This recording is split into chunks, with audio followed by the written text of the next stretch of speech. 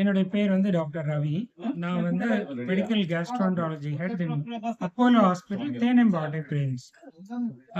நான் வந்து இந்த இவங்களுக்கு இந்த வயதான அம்மாவுக்கு வந்து ஒரு 15 சென்டிமீட்டர் ஒரு டியூமர் பெருங்குடல்ல இருந்தது.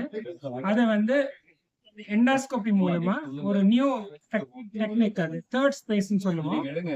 அந்த டியூமரை கோலன் வால்ல இருந்து மருந்து இன்ஜெக்ட் பண்ணி பிரிச்சு எடுத்து அதை கொஞ்சம் கொஞ்சமா மெதுவா கட் பண்ணி அந்த டியூபரை முழுவதும் எடுத்தோம். விதவுட் காம்ப்ளிகேஷன்ஸ், ப்ளீடிங், பெர்ஃபரேஷன்லாம் இதோட காம்ப்ளிகேஷன். இது இல்லாம நம்மளால எடுக்க முடிஞ்சது.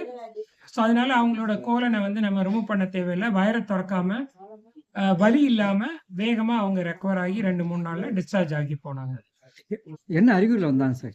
இவங்க வந்து மலத்துல சீதம் போறதும் நிறைய தடவை மோஷன் போறதும் தான் இவங்களோட சிம்டம்.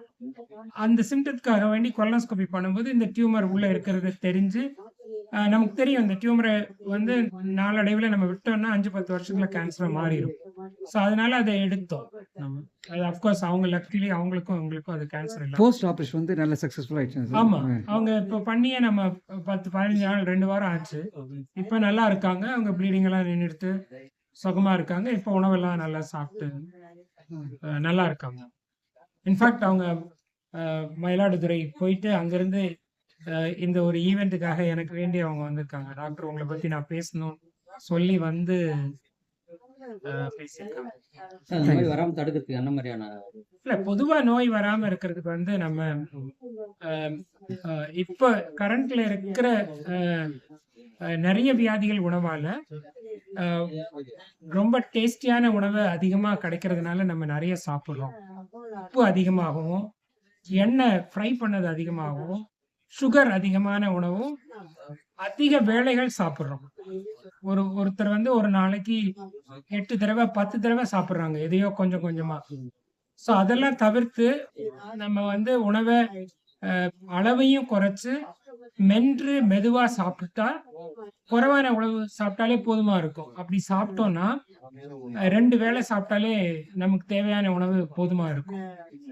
இந்த மாதிரி ரொம்ப டேஸ்டான உணவு, உப்பும் நிறைய அடிக்டிவ் சப்ஸ்டன்ஸ் எல்லாம் இப்ப சேர்க்கிறோம் நம்ம, சுகர், இந்த உணவுகளை சாப்பிடலாம். ஆனா மாதத்துல ஒரு நாள் மட்டும் சாப்பிடுற மாதிரி வச்சுட்டு மற்ற நாள்லாம் கேர்ஃபுல்லா சாப்பிட்டோம்னா, 2 வேளை மட்டும் சாப்பிட்டோம்னா நிறைய வியாதிகள் வராம தடுக்கலாம். இது எந்த வயதுக்கு மேல கடைபிடிக்கணும் சார்? சிறு வயதுல இருந்தே இத மாதிரி கடைபிடிக்க ஆரம்பிக்கிறோம். நாங்க எங்க சிறு வயதுல எங்களுக்கு வந்து 6 மணிக்கு மேல சோறு கிடைக்காது.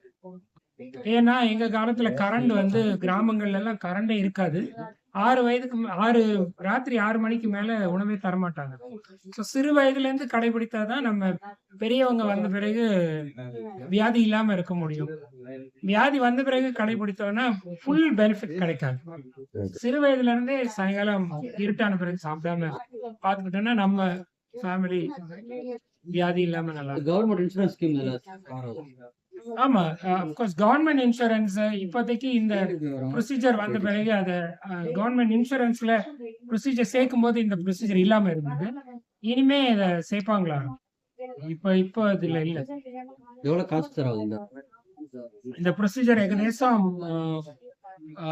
1 ல இருந்து 2 லட்சம் வரை ஆனது. அவங்களுக்கு இதுக்கு வேண்டி யூஸ் பண்ற எக்யூப்மெண்ட் காஸ்டே நிறைய 2 lakhs பிளஸ் கொஞ்சம் செலவாகும்.